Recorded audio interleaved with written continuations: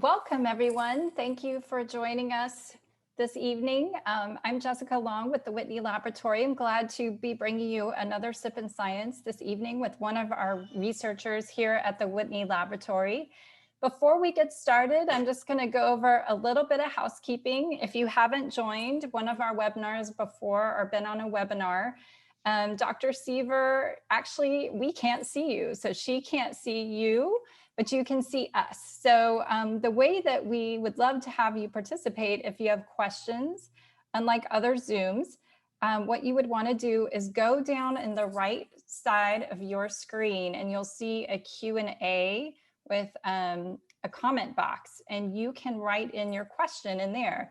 And at the end of the talk, we're going to go over some of those questions and we'll share those with Dr. Seaver. So just to make sure you know, that's where you can go ahead and put in comments. And I hope you're able to do that either later in the talk or as we go. The other thing, just wanted to let you know that our next talk will be coming up April 15th. So we hope you can join us then. I'm going to go ahead and introduce our speaker tonight. Really pleased to introduce Dr. Elaine Seaver. She has been at the laboratory as a full professor since 2013. She did her undergraduate work at McGill University and received her Bachelor's of Science there. She did her PhD in biology at the University of Utah. She then did her postdoctoral research at University of Texas at Austin, all really interesting and neat places. And then she was at the University of Hawaii for 10 years. And we were able to get her over to Florida. So two very good places to be. One of the things that I learned from Dr. Seaver was that one time we were talking and she did not love math as a student. And I was so impressed with that because I always thought scientists had to just love math or they wouldn't go into science. So that inspired me. I thought if more people knew that, more people would go into science. I thought that was really neat. So without further ado, we're going to go ahead and get started. Thank you, Dr. Seaver. One last thing, just want to put, we're going to put Dr. Seaver as the main view, but if that doesn't show that way for you, you can also put it into, to speaker view on your top right corner of your screen. Okay, well, I'm happy to have the opportunity today to talk to you about an interest of mine, which is tracking cells through space and time in embryos. Before I really start, I want to acknowledge Jessica gave me a nice introduction. Thank you, Jessica. And showing you here this map of the United States and the stars are marking the different institutions that I've had the opportunity to work in all across the United States, as Jessica mentioned, including in Canada. Although I wasn't originally trained as a marine biologist, I did my advanced training in the desert and mountains of Utah. I study marine organisms, and I've had the opportunity to work at 2 different marine labs, both in Hawaii and now here in Florida. So when I'm talking about tracking, what do I mean? And to start with a simple definition, let's define tracking as an act or process of following something or someone, following something through space and time in the environment. Now, as humans, we've been interested in tracking for a long time, maybe some interest in the natural environment, or back in the old days to hunt food. Here's some tracks that I saw in our area sometime over the past week or two. There's also kind of more modern ways to track animals. Here I'm showing you an example of using satellite tracking to track sea turtles. This is a picture here on the left of the turtle, the green sea turtle Richard, who after being rehabilitated at our sea turtle hospital here at Whitney, was fitted with a satellite track and then released out into the big wide ocean. And Richard immediately headed north. And here I'm showing you on the right side where Richard has been. So Richard is hanging out offshore and southern Georgia and northern Florida. So this is another type of animal tracking that we can do these days. We can also think about tracking through time. And for example, we can look at tracking of families. So here I'm showing you one branch of my family tree, the Seaver branch, that was generated by my sister, the family genealogist, and I'm filled in here in red. But what I'm going to talk about today is actually cell tracking. So tracking at a very small scale in embryos, and that's called lineage tracing. So my core interests are really to try to understand how you go from a single cell, the zygote or the fertilized egg, to an adult animal, which I'm showing you an example here, of course, in a marine example. This is a tube worm, Hydroides elegans. And when we think of the cells, the thousands of cells in this tube worm, they all arose from another cell. And we can trace that all the way back to the single cell, the zygote.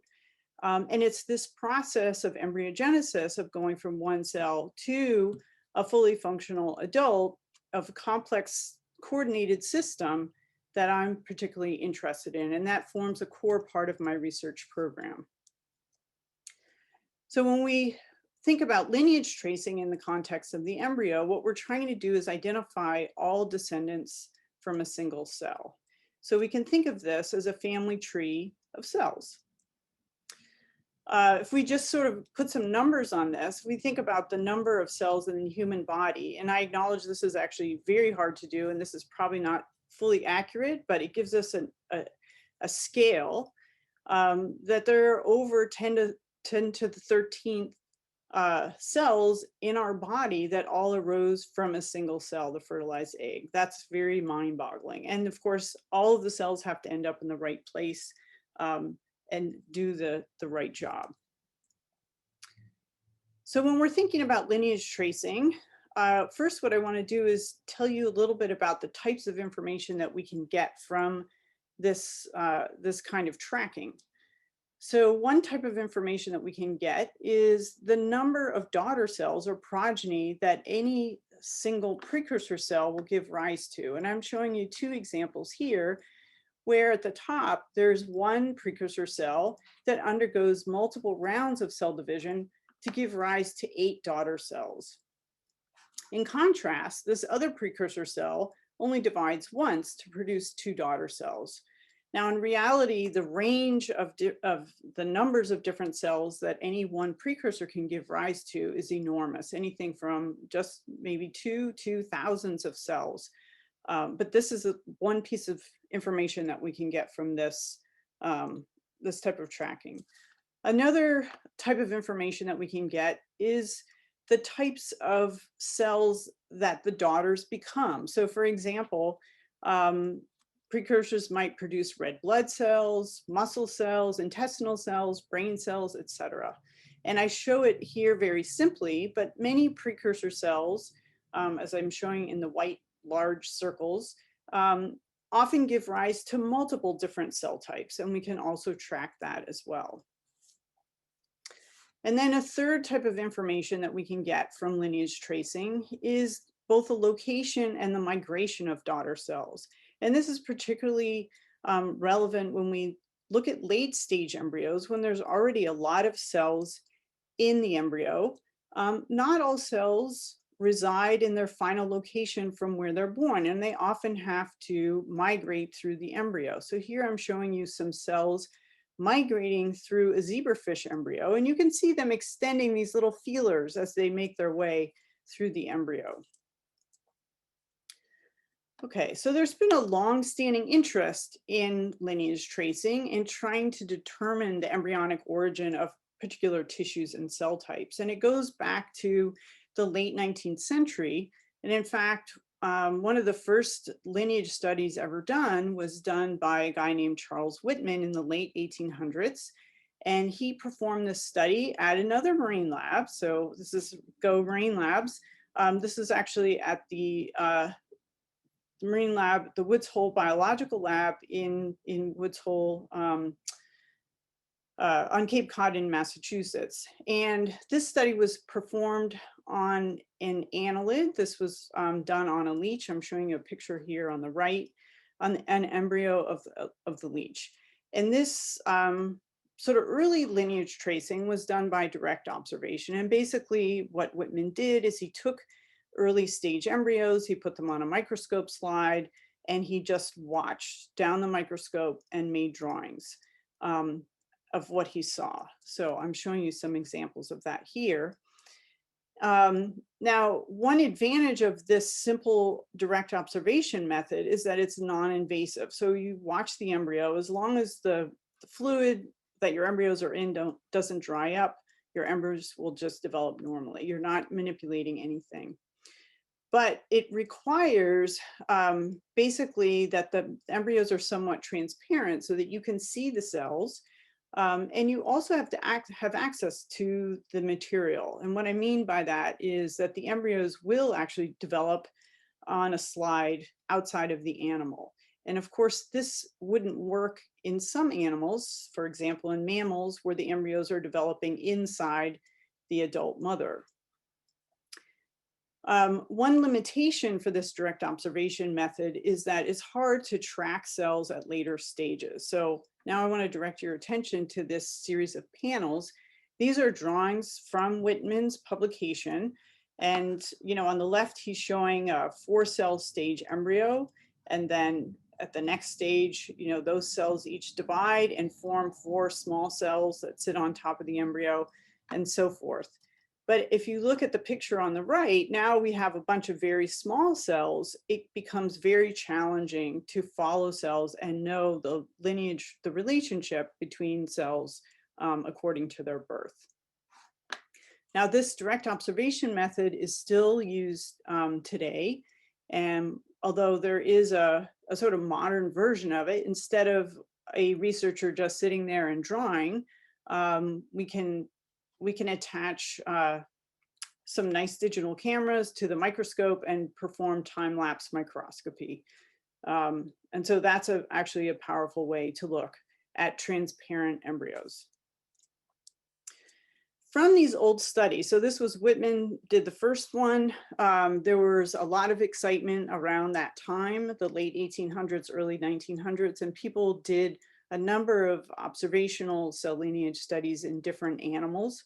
And they found that cells are developmentally distinct. So if we look at the schematic here, for example, at the 4-cell stage, you can see that one of these cells is larger than the other 3, just keeping it very simple. And it turns out that that larger cell gives rise to different tissues than the other 3 cells. So each cell gives rise to different descendant differentiated cells. Okay, here I just want to make the point of the importance of transparency. And again, this is giving another hurrah to working with marine animals. Many marine animals are transparent, particularly their embryos and larvae, and that's thought to help escape predation when they're up in the water column. And I'm showing you a few examples of different animals that you can find in the plankton. These are all sort of microscopic scale animals. And their embryos, for some of these animals, are also floating around in the water column. So marine embryos have, for a long time, been excellent material to do cell lineage tracing. And that's why a lot of these early studies were done at marine labs. Now I'm going to go forward about 100 years and talk about a development that occurred to really improve the ability to do lineage tracing into later stages. And that was the development of what's called intracellular tracers. And this is now putting a molecule inside a precursor cell, usually something very large, such as a dextran molecule. And these molecules are so big that they don't diffuse between cells. They actually stay within the cell. And when the cell divides, that tracer is then inherited by the daughter cell. So that's one way to trace cells. One of the limitations of this method is that as cells continue to divide, the tracer gets diluted out with every cell division, and after many, many rounds of cell division, it becomes so faint that it's difficult to see.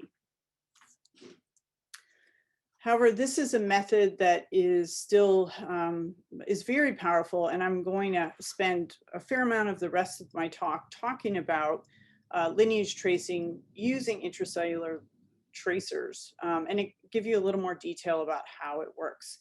So the whole idea is that you have an embryo. So here on the left, I'm showing you an example, a schematic of an embryo that's got only 4 cells in it.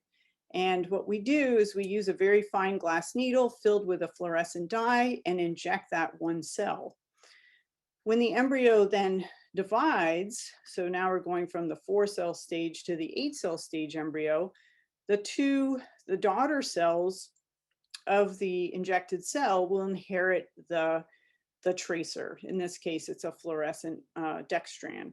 And then, of course, the embryo will continue to divide, and eventually we can look at some kind of differentiated cell types that are mature in an animal, either the adult or the larval form. And all of the cells that are labeled at the end of the experiment are obviously related by birth and are called clones. Okay, so to do this successfully, there's a few things that are really critical, and it makes sense when you think about it. First of all, it's really important to mark only a single cell, because if you really want to know the lineage relationships, if you mark multiple cells, you won't have an idea. You can't trace it back to a single cell. The tracer itself should not cause any damage to the cell that it's in. Otherwise, it might affect the development and cause abnormal development. And then, of course, then it's hard to interpret your experiment, especially if it causes cell death. The tracer needs to pass on to all the progeny. If for some reason it's not inherited by all the progeny, obviously you can get a false sense of the number of progeny and the types of progeny, because you would have some that are not detectable. And then, of course, it needs to persist over time. And depending on the animal that you work on, that could be a very short period of time or a very long period of time. It depends on the length of embryogenesis. So there's definitely an advantage to working with animals that develop quickly for this method. And then, of course, it's important that the tracer does not spread to other cells, because if it spreads to the whole embryo, you lose your signal. Okay, so before I get into giving you some specific examples of real data, I want to introduce to you one of the animals that we work on in the lab. And this is a small segmented worm called Capitella tollida, showing here in the bottom right corner. It's actually found in lots of different marine habitats, but is very well known as a component of estuarine system. So it burrows in the mud in the nearshore environment. And it's actually very famous for being found in organically enriched habitats or environmentally disturbed locations. But we're actually interested in the embryos for this story. And it undergoes a period of embryogenesis. I'm showing you an actual picture of a 4-cell stage embryo of Capitella. And after undergoing many more divisions and completing the process of embryogenesis, it forms a swimming larva, shown here on the top. And this larva is released into the water column. It swims away. It's pretty transparent. And then eventually will settle down and metamorphose into a juvenile worm. Now, in nature, the embryos develop in a structure called a brood tube, and I'm showing you a picture of that here. At one end, you can see an out of focus head of the mother, who makes this brood tube and then lays the eggs outside of her body inside the tube. And the tube is usually covered with pieces of sand or mud, and you can scrape those away and see the embryos inside the tube. So the tube itself is quite transparent. It almost looks like cellophane. Okay, so it would be hard for us to track cells inside this brood tube covered with sand, but fortunate for us, the embryos develop very normally if we remove them from the brood tube and put them in a dish. And here I'm showing you a picture of a dish with a bunch of embryos, and those embryos are about 200 microns in diameter, and that dish is 3.5 centimeters in diameter. So it's actually, I have it really blown up so you can see it. But of course, the fact that they'll develop normally in a dish makes it possible for us to do this observational work. Here I'm showing you different stages of development of Capitella, and I just want to point out a couple of things. We start off with the fertilized egg at the top, and then we progress through the 2-cell stage, 4-cell stage, and so on. And then we finally end up with our swimming larva. One thing I want to point out is that even at the early in embryogenesis, as early as the 2-cell stage, you can see that one of the cells is quite a bit bigger than the other cell. At the 4-cell stage, one of the cells is bigger, and then at the 8-cell stage, you have these 4 small cells and then these larger cells. So just by the position of the cells and the relative size, we can actually identify cells as being different from each other. And so there is a way that we can identify cells when we look at embryo to embryo. And if we're trying to do the lineage tracing, if we want to trace the descendants of the big cell, we can do that, or the small cell. This is a program where all of the embryos from the same mother undergo the same cleavage program. All the embryos will look the same. They develop at the same rate. So they're developing synchronously. And so from experiment to experiment, we can always find that big cell and the small cell at the 2-cell stage. In addition, there is a standard nomenclature for us to name these cells, so that if I'm working on Capitella and someone else is working on another closely related animal, there is a similar cleavage program, and we can talk about the same cells in different animals. So that's actually a powerful aspect of this group of animals that we work on. Okay, I wanted to show you the setup that we use to do lineage tracing by microinjecting intracellular tracers. This is basically, because the embryos are only microns in diameter, we have to use a microscope to see them. And what I'm showing you here is a glass microinjection needle, which is filled with dextran or whatever we want to inject in. And then, of course, the microscope just gives us the magnification to see what we're doing. Here is an example of an actual embryo where we filled one cell at the 4-cell stage. So you can see, and it's fluorescent. It's this fluorescently labeled dextran. And you can see it's very clearly looks different from the other 3 cells.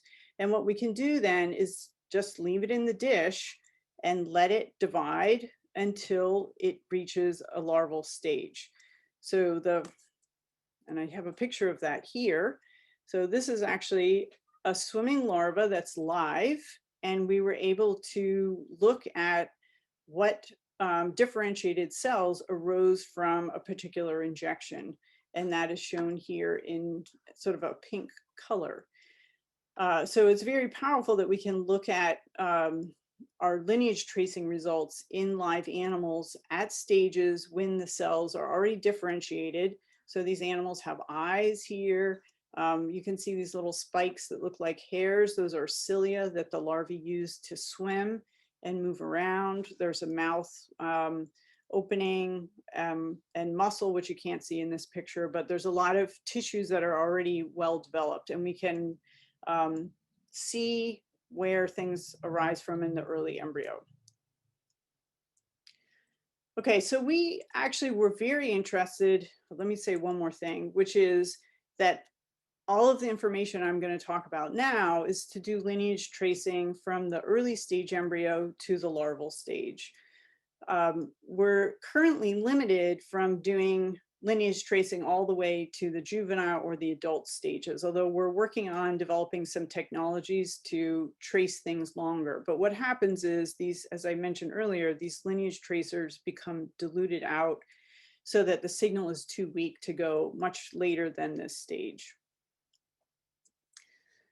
So what we wanted to do was try and figure out the embryonic origin of basically all the tissues in the larvae. And so what we did is sort of systematically injected 6 different cells in the early stage embryo. So for example, here I'm showing you all the different possible cells that we could inject at the 4-cell stage.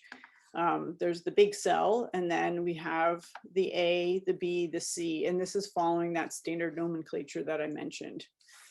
And we also did the 8-cell stage, and I'm only showing you 4 of the 8 possibilities just to give you an idea that we could inject any of these smaller cells, and then we could inject any of the bigger. And we went on through the 16 and the 32-cell stage. So that's a lot of different injections. And so then what we did is raise those embryos up to larval stages and look and see what cell types each one of these embryonic precursors contributes to. So this is what that looks like. And I know it's a complex slide, but even if you're not a expert at Capitella larval morphology, if you look at the orange or pink and you just kind of take a big picture view, you can see that the patterns in each one of these panels is different. And each one of these panels is a larva that results from an injection of a different cell. So one of the first things that we learned is that when we inject, each cell makes a unique contribution to the larva. Okay, so for example, in the top left here, you can see there's this region of the head that comes from a cell that was injected at the 8-cell stage. And if you look through all of these other panels, no other cell makes that exact same contribution. In addition, you can see that some cells make very small contributions and only make a few progeny, whereas others make a huge contribution and obviously have undergone a lot of division to form their descended cells. The other point I want to make is that when you, okay, so in science, we have to reproduce our results, okay, a lot. And when you go back and inject that same cell multiple times in different embryos from different moms, you always end up getting the same pattern. So that means that it's a predictable set of cells that arise from a particular precursor. Okay, so one way that scientists actually depict this graphically is by what's called a lineage diagram. And we can think of this almost like our genealogy of the embryo.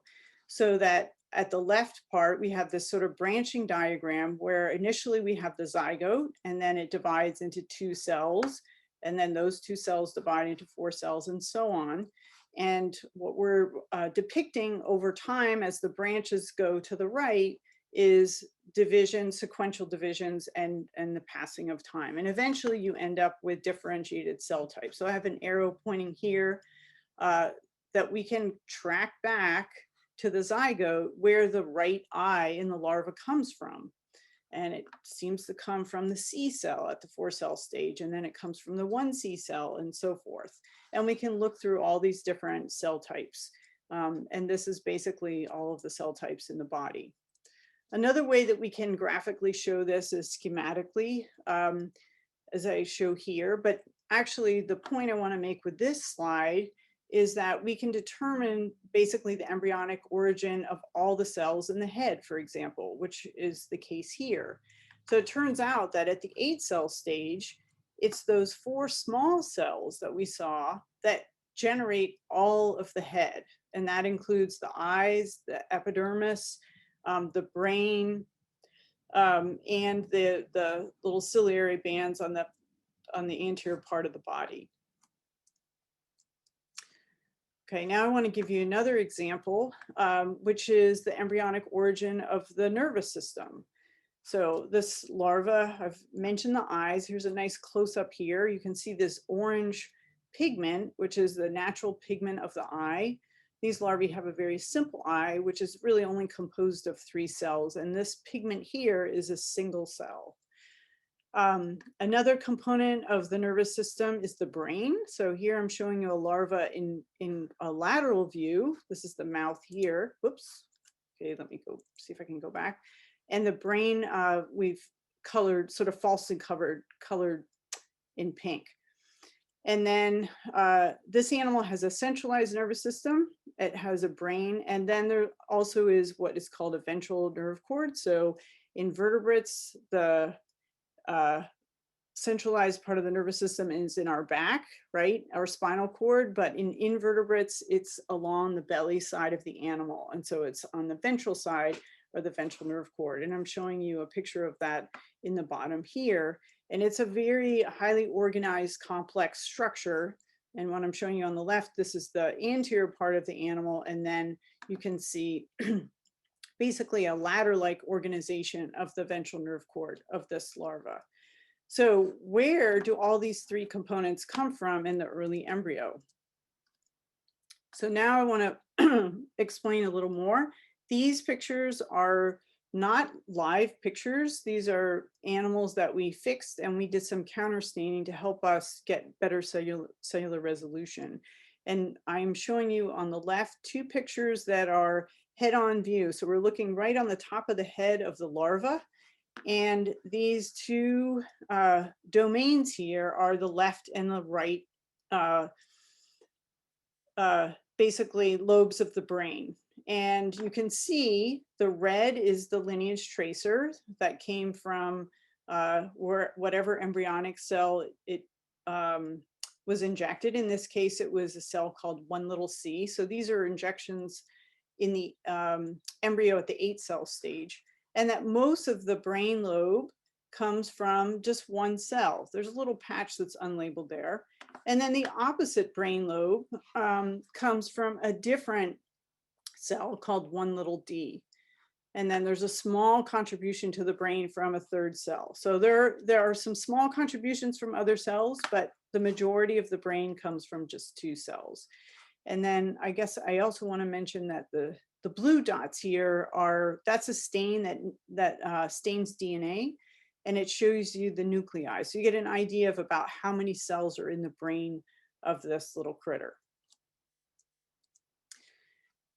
These two pictures are showing the origins of the eye. So again, the blue marks the nuclei, the red is the lineage tracer, and then the green is another counter stain that marks a structure that's that you can find in the center of the eye of these animals. So you can see that there is some red lineage tracer just surrounding this green and right in the position of the eye. This is the pigment cell, that's why it's kind of black. Okay, so that's the origin of the eyes. The ventral nerve cord comes from another cell. So each one of these tissues in the nervous system comes from a distinct cell. So in this case, the cell is called 2d. It doesn't really matter. It's a cell that's born at the 16-cell stage. And that cell makes actually a huge contribution to the animal. You can see that a lot of the skin or epidermis in most of the body comes from that cell, and as well as the ventral nerve cord. So this is a cell that's probably doing a lot of dividing and making a disproportionate contribution to the body. Okay, with this pair of images, I wanted to show you another sort of related method of lineage tracing, which is used very commonly today. In this case, what I'm showing you is an embryo that was injected. One cell was injected at the 4-cell stage, as shown up here in the schematic, the B cell. And then what we're looking at is an embryo about 22 hours later. So this is way before we have a larva swimming around. These cells are still undifferentiated. They're still pretty big. But what we did here, which is different from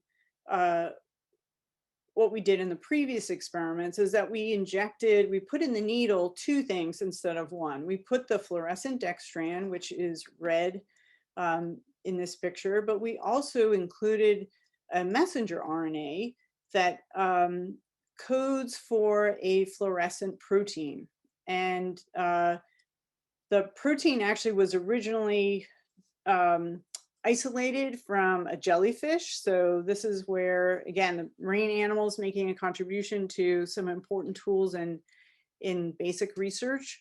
And so you can see these green dots.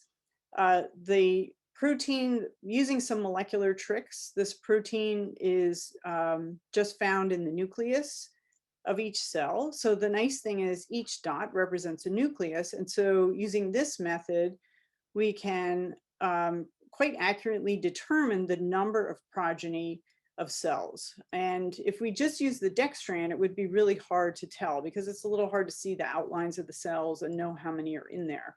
So this is actually a very powerful additional lineage tracing method that people often use. Okay, so I've told you a little bit about lineage tracing. You think, okay, so she loves embryos, so what? So the information that we got in itself was very interesting, but the nice thing is this information is actually not where it stops. It's a foundation that we've been able to use to learn a lot more about how sort of the cellular molecular mechanisms of how embryos develop properly into a differentiated organism. Okay, so what do we do with this lineage information?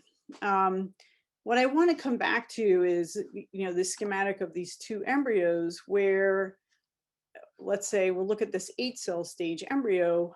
We have 4 little cells and 4 big cells, and one of them is even bigger. And they look different from each other in size. And so the question is, do they know they're different? They look different. And how do they know what to become? And how do they know what to do? Like how many divisions to undergo, where to migrate, what cell type to make, okay? These are questions that developmental biologists are, obsessed with and very interested in. And so we can use some of this lineage information to start making progress and trying to understand some of these questions. So I'm going to give you an example now using a question, which is, and what we're going to do is use the lineage information and add in some experimental manipulations. So the question is, are the cells that normally make the eyes, and we already know what those are because I told you a few minutes ago, they are 2 of these small cells at the 8-cell stage. Are the cells that normally make the eye the only cells that have the potential to make the eye? So the idea is there a complete concordance between what we see in the lineage and what the potential of those cells are? Okay, it might be exactly how it is, where when a cell is born, it knows exactly what it's supposed to do and it just executes its program. Or it could be there's some other more complicated stuff going on. And of course, that's probably what the story is. Okay, so how do we try to answer that question? And now I just want to introduce another technique that we've used, which is basically performing a set of cell deletions. So if we go to our 8-cell stage embryo, we can use an infrared laser to delete one cell with incredible precision and not cause damage to any of the other cells in the embryo. And then we can raise those embryos up to larval stages and see what happens. So what happens if we delete one of the cells that normally makes the eye? Are we going to end up with a one-eyed larva, or are we going to end up with a two-eyed larva? And if I could do a poll, I would poll you all and you could vote. Whether the embryo can replace that lost cell or whether we end up with the larva missing some structures. Okay, so here's the outcome. In most of the cases, we saw one-eyed larvae and they swim around fine. They can still detect light with their one eye. Okay, and here the dotted line is showing where the other eye should be, but you can see there it's not there. But what we were surprised to find is in a minority of cases, we found larvae with 2 eyes present. And this is a very reproducible result. We've done lots and lots of cases because, of course, I didn't believe it in the beginning. And so that told us that although most of the time the embryo doesn't regulate and replace the missing structure, that at some rate it can. And so that leads to the question of what cell is generating that second eye? And we, again, use the tool of lineage tracing to try to figure this out. Oh, okay. I want to tell you about one other experiment that we did before I get into the lineage tracing. And that is another set of deletions we did was a double deletion where we deleted both eye-forming precursor cells, and we would expect both eyes to be missing. And that indeed is the case. In most of the animals, we ended up with eyeless larvae. And again, they can swim around fine.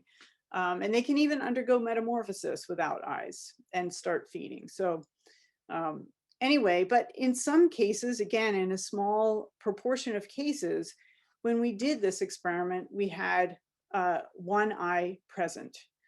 So this told us that some cell in the 8-cell stage embryo, besides the cells that normally make eyes, can make an eye. And we really wanted to figure out who that was, because normally you would never see eyes arising from any other cell. So here, this is a little more complex experiment, but what we did, as I said, we combined lineage tracing. So we would fill one of the cells at the 4-cell stage, let it divide to the 8-cell stage, and then we would delete one of the eye-forming cells, raise it up to larva, and then if one of the eyes is fluorescent, we would know where it came from, okay? If it's not fluorescent, then obviously it came from another cell. So we had to go through and fill both the, the different combinations there. So this is what we found. What I'm showing you here on the left is a close-up of a head of a larva where we've used the lineage tracer, which is shown here in pink, and boxed in, we have a close-up of the eye, which you can see is surrounded by all of this fluorescence, and then this dark is the natural pigment. And in this case, we had injected the B cell at the 4-cell stage. And of course, its daughter is this one little B cell, and that is the cell that ended up making the eye. Now so that means here's a cell that normally never makes the eye could make an eye.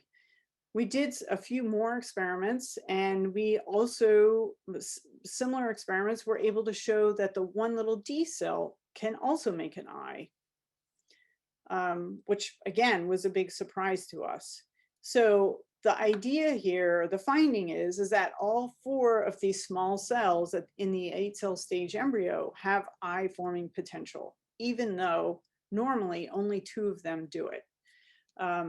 So this was kind of exciting because this means that the potential of these cells is greater than what they normally exhibit in the differentiated animal. And I think it also speaks to the fact that embryos are robust and they have built-in redundancies to make sure that the whole embryonic program is kind of resistant to jostling or disruptions. Okay, so I'm going to now sort of summarize here. I hope that, well, I hope you enjoyed it. But what I've shown you is that 4 of the cells out of the 8-cell stage in this 8-cell stage embryo have the potential to generate eyes in Capitella, even though normally only 2 cells make eyes. As I just mentioned, embryos have built-in redundancy. You can use this method of lineage tracing to lineage tracing can be done in embryos that are both accessible, so that are developing outside the mother, and that have a stereotypic cleavage program, meaning that you can identify these cells based on their size and position from embryo to embryo. Lineage tracing can provide information about the number of descendant cells, the location of the daughters, and the cell type of the daughters. And there, I mean, the differentiated muscle, nerve, blood cell, etc. Cell tracking is a powerful tool in the field of developmental biology. And hopefully I showed you a couple of examples where You can combine it with experimental manipulations to learn something about the mechanisms of how embryos are doing things and how they are making all the cells that they need to.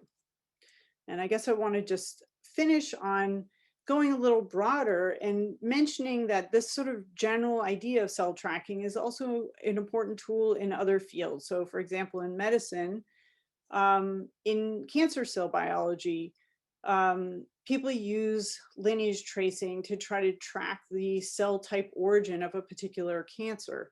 Now, of course, you can't take a human and start injecting with fluorescent dye, but it's done with genetic tricks.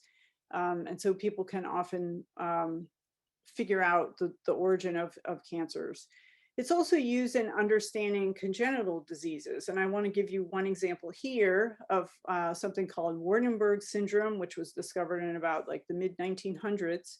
And it's characterized by a number of really distinct features, such as hearing loss, defects in pigmentation, such as skin pigmentation or even pigmentation in the eye.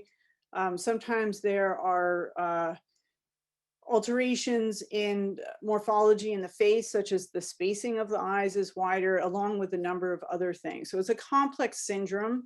But what I want to make the point of saying is that it's a genetic disease that results in a defect in the cell division and migration of precursor cells. And they're a particular type of precursor cell called neural crests, which are found in vertebrates. These cells give rise to a large number of different cell types. And if you think of going back to these, the syndrome, what I just described, how is hearing loss and pigmentation connected? I mean, it seems completely unrelated. You know, your ears inside doesn't need pigment anyway. But what's important is that if you consider the lineage relationships of these cells, it turns out that these neural crest cells give rise to parts of the peripheral nervous system, which is part of the hearing defect, as well as skin pigmentation. So that helps us understand the genetic or the basis, the sort of the developmental basis of this disease. Okay, with that, I thank you very much for your attention, and I'm happy to take questions.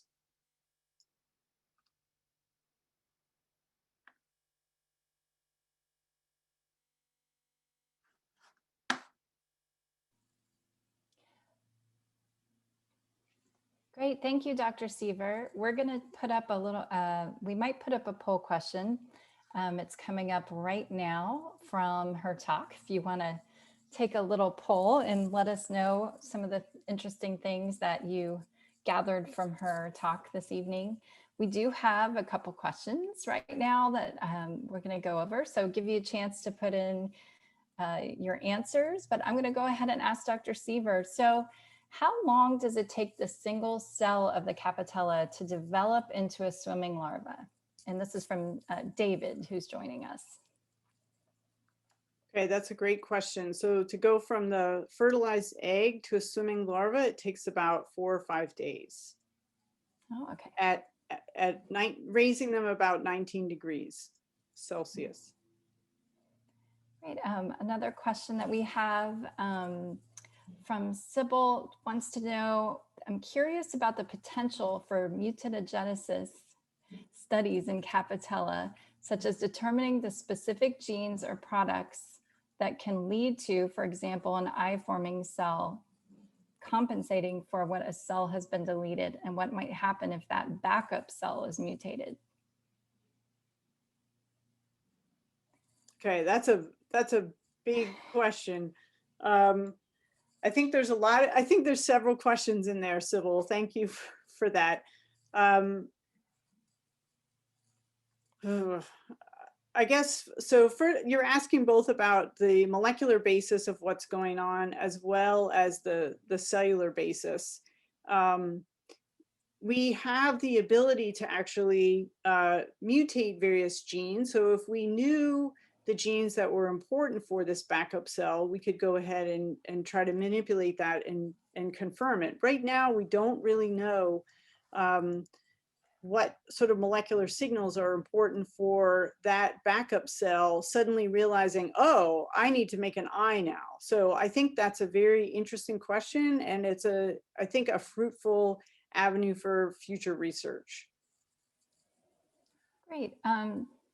So another question, sorry, the questions are moving as I'm reading here. What makes some cell divisions result into different size daughter cells and other cell divisions into daughter cells of about the same size? Okay, that's another great question. Um, Affecting whether the cells, after division, whether the cells are the same size or different sizes can be done in multiple different ways. But I would say the most common way is that the mitotic spindle is actually moved from the middle of the cell off to one side. And the position of the mitotic spindle actually determines the cytokinetic furrow, the positioning of the cytokinetic furrow. And so that is what affects the relative size of the two daughters. Great. Another question, when you joined the marine lab environment, did you think you would be working with lasers? Let's see. Well, I actually first started working with a laser when I was at the University of Texas in Austin, where I did some studies on leech embryogenesis, and that's where I got introduced to working with lasers. So I guess I wasn't surprised. I realized then it was a powerful tool that I wanted to apply to Capitella and some of these other marine animals.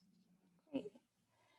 Well, wonderful. So that wraps up our Q&A session for this evening. If you did the poll, I think we just added into the chat, it is all of the above. Thank you so much for answering our poll tonight. And thank you, Dr. Seaver, so much for joining us and sharing your science with our community.